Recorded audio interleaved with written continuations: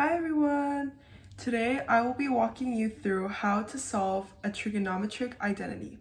It is definitely not an easy process, so it is completely normal if you do not get it on the first try. Before we jump in, I want to clarify what a trig identity actually is. So a trig identity is a type of equation that is true regardless of the value of x. One well-known example of a trig identity is sine theta is equal to y over r. In order to prove that an identity is valid, we must show that one side of the identity is equal to the other side. This means that we need to work on each side of the identity separately. Also, disclaimer, the way that I'm going to be proving this identity is not the only correct way. And also, I'm going to be using this formula sheet right here that shows the Pythagorean identities, the reciprocal and quotient identities, and also the double angle identities. These ones are going to be very helpful when proving an identity. So now that we know the basics, let's jump straight into actually the process of proving the identity. So this is the identity that we are working with. The very first step that I'm going to do is I'm going to separate these into the left side and the right side. And the best way to do that is by using a t-chart. So this is going to be LS, left side for short, and RS, right side for short. Then we're going to write 2 cos x plus 2 cos squared x over sine 2x for the left side. Remember, we need to work these separately. And then sine x over 1 minus cos x on the right side. There's a lot of different ways we can approach this problem. I can start by going on the left side and kind of just solving for that, or I can start on the right side. Okay, so at this point here, if we look at our formula sheet, there's not much we can do to make this into a different type of identity. So the best way I'm going to go about it is by multiplying the conjugate of the denominator. So the conjugate of 1 minus cos x is just going to be 1 plus cos x. And whatever we do to the denominator, we must do to the numerator. So this is also going to be sine x times 1 plus cosine x on the top. Now let's distribute. So sine x times 1 is going to give us sine x. Sine x times cosine x is going to give us sine x times cosine x. And this is going to be over. Now, 1 minus cosine x times 1 plus cosine x is going to give us a difference of squares. And how we know that is because if we use the FOIL method really quick,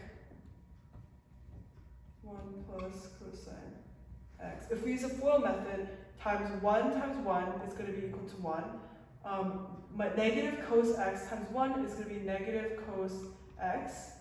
1 times cosine x is going to be positive cosine x. And negative cos x times cosine x is going to give us negative cos squared x.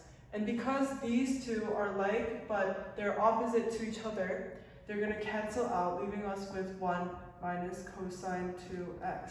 So this is a difference of squares. So therefore, our denominator is going to be 1 minus cosine squared x. You can see that there is actually a common factor that we can factor out from the numerator, and that is going to be sine x. So if we factor out sine x from here, we're going to get 1 plus cosine x. And we can check that by distributing it and then making it this again. This is going to be over 1 minus cosine squared x. Now, let's look at the formula sheet. Is there any way I can make this simpler? Well, we know that in Pythagorean identities, sine squared theta plus cosine squared theta is equal to 1. And since this is 1 minus cosine squared x, we can actually move this cosine squared theta over to the other side, which gives us 1 minus cosine squared theta. So then we can replace this with sine squared theta instead. So this is going to give us sine x plus cosine x over sine squared x instead of sine squared theta.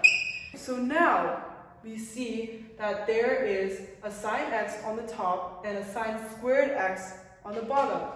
And we can take out a sine x from the top and take out and this gets rid of the exponent on the bottom because there's more sine x on the bottom.